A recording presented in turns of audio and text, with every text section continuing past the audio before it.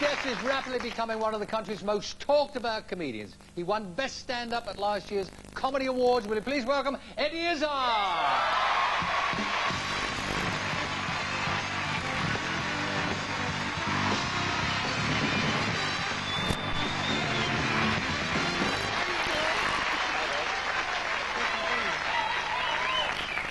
Now then, you've had some year. I mean, you've been running around the world. You did a tour. I've seen the video, which was sensational. And now, just a few years ago, though, not so long ago, Eddie, you were a street entertainer, right? Yeah, yeah.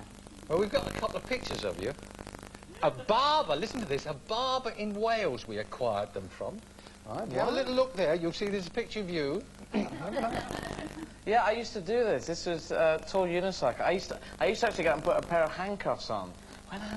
That's in Covent Garden, isn't it, I think? Yeah, that is. That's in front of the Punch of Judy in Covent Garden. I used to put a pair of handcuffs on and get out of a pair of handcuffs on a sort of, that's about a 6-foot uni, as we call it, unicycle. And I used to just fall off and Did you ride the thing? Not initially. And I used to practice in front of in Covent Garden, and people used to wander across, and they used to say, "I bet you fall," and as soon as you think that, you say, "Oh, I hope I don't fall," and then you instantly fall off. It was a big problem. It was just because it's only got one wheel. And people would like to come up to you and say, "Where's your other wheel, mate?" Yeah. And that would really annoy us, because everyone said, "Where's your other wheel, mate?" So we used to go, I don't know, someone must have stolen it. Did you see? Oh, I had 2 wheels earlier. And, and then they used to wander off and be really disappointed. Our researcher spoke to you and said, "Is there anything you want to talk about with Des?" And apparently you said to her, "Tell him to ask about anything he wants to talk." So I'm going to just do that. All right, all right. Do you have favourite TV programmes? Do you watch a lot of television? I watch ridiculous amounts of television. I watch the stuff that's in the middle of the night, that kind of rubbish that comes on, and people. There was one American series where there was a guy and he has big long hair. He used to be a cop, and Renegade. That is terrible. It's brilliantly terrible. It's so terrible. I sort of watched it. And I thought, oh, this is terrible. Oh, because he used to be a cop, and now they killed his mother, and he's got long hair. He's on a motorbike. God damn it, you know. He's got to go everywhere and do... And he's got his friend who's a native Indian guy. And, you know, Native Americans, they generally have this hipness because they come from a struggling group of people who were sort of oppressed, you know. But this guy's not hip. He just looks really weird. And you've got to watch Renegade. If you haven't seen it, it's so bad that at the end you go, oh, that's terrible. Next week you're going, when's it on? Oh, Renegade. Oh, and you watch it all the way through. Oh, I hate this. Oh. Oh, and you video it even. Watch it. Come look at it. Oh, huge ratings. I think they get huge ratings. It's so bad. What about astrology and things like that? I mean, does Mystic Meg do anything for you? Not really. I never bet. Well, I never bet on the lottery. So. Are you not a gambler? No, because I did maths at school, and as soon as you did, yeah, exactly. I mean, what the odds of winning the lottery are like the equivalent of you being able to eat the moon in under a minute. You know, and that's quite high odds. You know, you'd really have to get a big spoon and really go at it on the moon, and have breathing equipment, and a lot of people helping, and a big funnel. And something to mash it up, and someone timing, and that would be so hard to do. You said ask about anything. Blind date, I don't really watch that. Have you ever been on a blind date? No. Would you go? Depends what she looked like. Well, you wouldn't know when you got there. I know, well... What would you dress as, and what... Oh, I don't know. I blind date, I find that scary, because I don't take rejection very well. And so... If I did go, you know that rejection thing, if you ever have that, going out with someone and you feel like splitting up, and if they start saying, look, I think you've got to jump in and say, no, we split up. You know, you want to say it first. Before you've been given the elbow. Because the idea of being pied, yes, being given the elbow, we used to call it being pied when I went to school, which is a very good visual on that. And, yeah, you've got to say it first before the other person says it, otherwise you just... Because I was very much a piee as opposed to a pier. You know, people used to, initially, my early relationships, people used to pie me, and I just used to, because I was incredibly boring. Your dad, I read somewhere that you and your dad go to football together. Yeah. Crystal Palace. Pardon? Crystal Palace football. Crystal Palace. Yeah. What did your dad say when he saw you sort of knocking around occasionally as you do it in a frock and wearing makeup? Does he take that easily? Yeah, he was pretty groovy about it. I mean, I told him after a football match, and...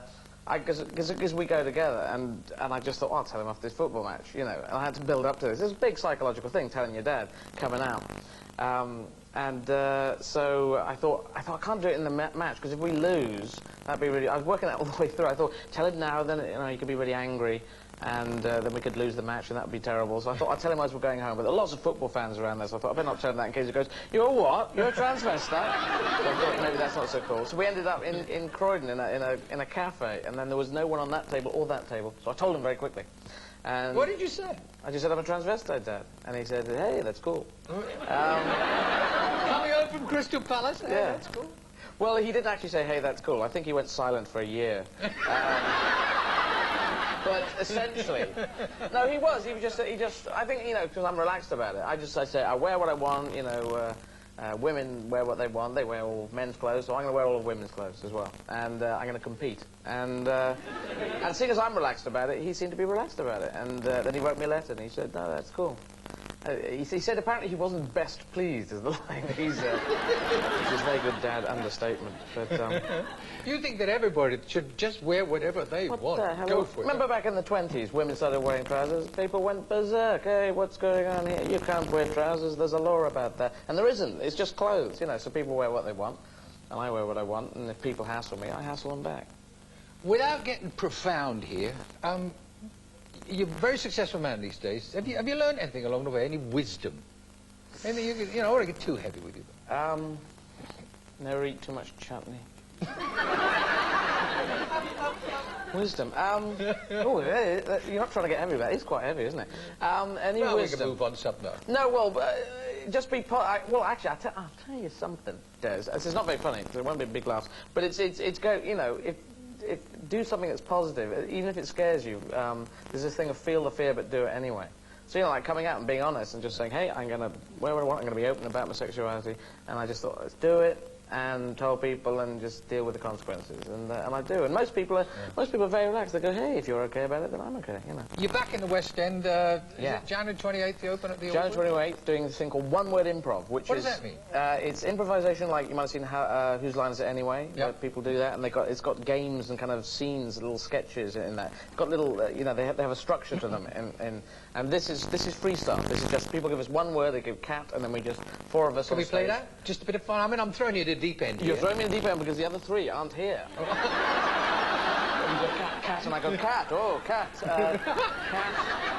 Yeah, well, I quite like that, cat. You see, I do this on my own. I actually have to unlearn some of my stand-up, because when I'm on my own, I will just start talking about pig farming or something. Oh, pigs, they're crap at farming. They can't hold, you know. And I'll just go off and have the pig talk. Why are you over here? Well, I'm a pig, you know. And I'll get in a conversation, a pig and a tractor talking to each other. But when there's four of us, I actually have to switch off. I have to talk about pig farming and say, I want to be a pig farmer. And then the others carry on. And it becomes a living scene. You can't tell them where to go. You can't say, I want to take the scene in this direction. Is that frightening or is it exciting, doing that? Because you don't know what you're going to say. It is both. I mean, and when it fails big time. It's got this real danger thing. Sometimes people just say cat, and you don't get much of a scene out of it, and you're just sitting there going, cat.